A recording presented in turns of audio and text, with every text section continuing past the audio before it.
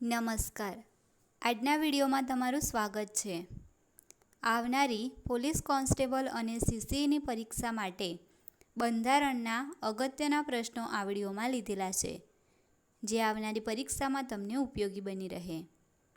આ channel like અને subscribe કરશો, જેથી દરેક વિડીયો તમારા સુધી પહોંચી શકે. પહેલો પ્રશ્ન છે, 26 જાન્યુઆરી 1950ના રોજ બંધારણમાં કુલ કેટલા ભાગ હતા? તો બંધારણ લાગુ સમયે બંધારણમાં કુલ 22 ભાગ હતા. બીજો પ્રશ્ન છે, બંધારણમાં વર્તમાનમાં કુલ કેટલા ભાગ છે? તો બંધારણમાં કુલ 25 ભાગ છે. ત્રીજો પ્રશ્ન છે, બંધારણમાં કયા ભાગમાં નાગરિકતાનો ઉલ્લેખ છે? તો બંધારણના ભાગ 2માં નાગરિકતાનો ઉલ્લેખ કરેલો છે. ચોથો પ્રશ્ન છે, બંધારણમાં કયા સુધારાથી આર્થિક રીતે નબળા વર્ગોને અનામત આપવામાં આવ્યું? તો EWSને 103મો બંધારણીય સુધારો 2019થી અનામત આપવામાં આવ્યું. પાંચમો પ્રશ્ન છે, મૂળ બંધારણમાં કુલ કેટલી અનુસૂચિઓ હતી? તો મૂળ બંધારણમાં કુલ 8 અનુસૂચિઓ હતી. છઠ્ઠો પ્રશ્ન છે, વર્તમાનમાં ભારતના બંધારણમાં કુલ કેટલી અનુસૂચિઓ છે? તો વર્તમાનમાં ભારતના બંધારણમાં કુલ 12 અનુસૂચિઓ છે.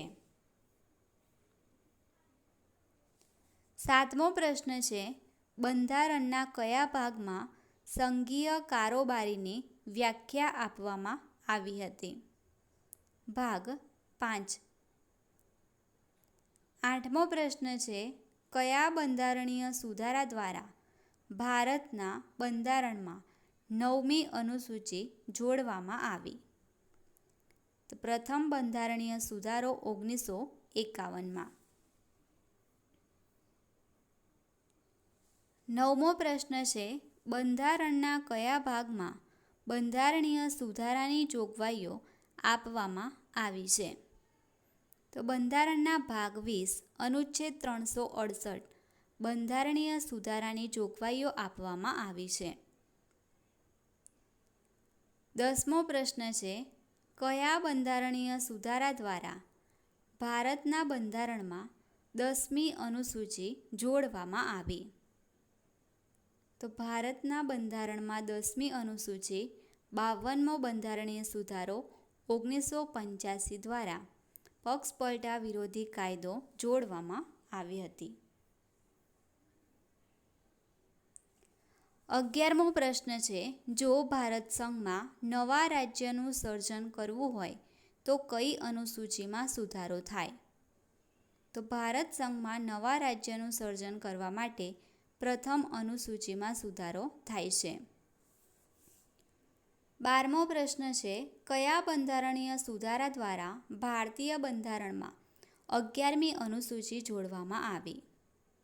73મા બંધારણીય સુધારો 1992 દ્વારા 11મી અનુસૂચિ પંચાયતોના વિષયોની યાદી જોડવામાં આવી.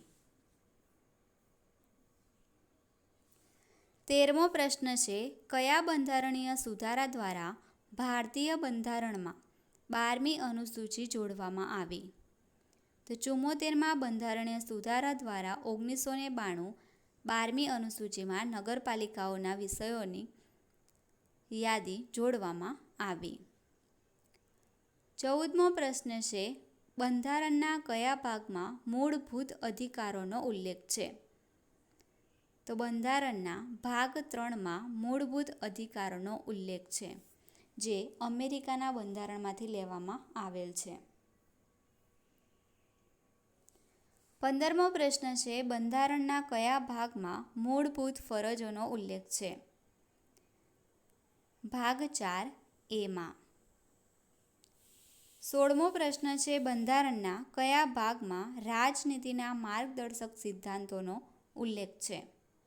ભાગ 4માં. 17મો પ્રશ્ન છે, ભારતીય બંધારણની બીજી અનુસૂચિમાં કઈ જોગવાઈઓનો સમાવેશ કરવામાં આવ્યો છે?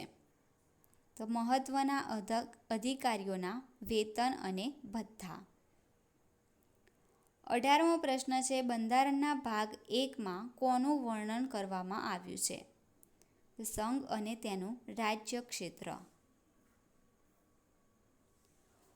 19મો પ્રશ્ન છે, બંધારણનો કયો ભાગ પંચાયતોથી સંબંધિત છે?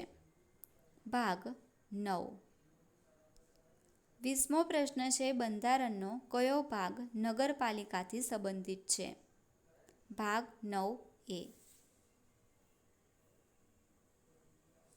21મો પ્રશ્ન છે, ભારત સંઘના રાજ્યો અને કેન્દ્રશાસિત પ્રદેશોનો ઉલ્લેખ ભારતના બંધારણની કઈ અનુસૂચિમાં છે? પ્રથમ અનુસૂચિમાં. 22મો પ્રશ્ન છે, ભારતના બંધારણના કયા ભાગમાં રાજ્યની કારોબારી વિશે વર્ણન આપવામાં આવ્યું છે? ભાગ 6માં.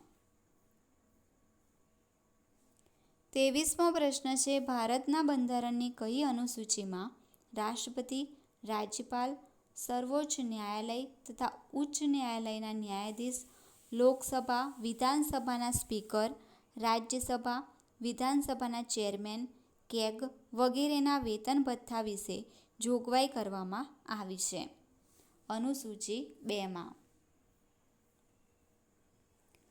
24મો પ્રશ્ન છે, ભારતના બંધારણની કઈ અનુસૂચિમાં બંધારણ માન્ય 22 ભાષાઓનો ઉલ્લેખ છે? 8મી અનુસૂચિમાં. 25મો પ્રશ્ન છે, ભારતના બંધારણના કયા ભાગમાં કટોકટીની જોગવાઈઓ વિશે ઉલ્લેખ કરવામાં આવ્યો છે? ભાગ 18માં. 26મો પ્રશ્ન છે, ભારતના બંધારણની કઈ અનુસૂચિમાં કેન્દ્ર યાદી, રાજ્ય યાદી અને સંયુક્ત યાદી એમ 3 પ્રકારની યાદીનો ઉલ્લેખ કરવામાં આવ્યો છે? 7મી અનુસૂચિમાં. 27મો પ્રશ્ન છે, ભારતના બંધારણના કયા ભાગમાં રાજભાષા અંગેની જોગવાઈ છે? ભાગ 17માં. 28મો પ્રશ્ન છે, બંધારણની કઈ અનુસૂચિમાં આસામ, મેઘાલય, ત્રિપુરા અને મિઝોરમના જનજાતીય ક્ષેત્રના વહીવટ માટે વિશેષ જોગવાઈ કરવામાં આવી છે? 6ઠ્ઠી અનુસૂચિમાં. ભારતના બંધારણની કઈ અનુસૂચિમાં દેશમાં અનુસૂચિત ક્ષેત્રો તથા અનુસૂચિત જનજાતિઓ અંગેના નિયંત્રણ માટેની જોગવાઈ છે? 5મી અનુસૂચિમાં. 30મો પ્રશ્ન છે, બંધારણના કયા ભાગમાં ચૂંટણીઓ અંગેની જોગવાઈ છે? ભાગ 15માં.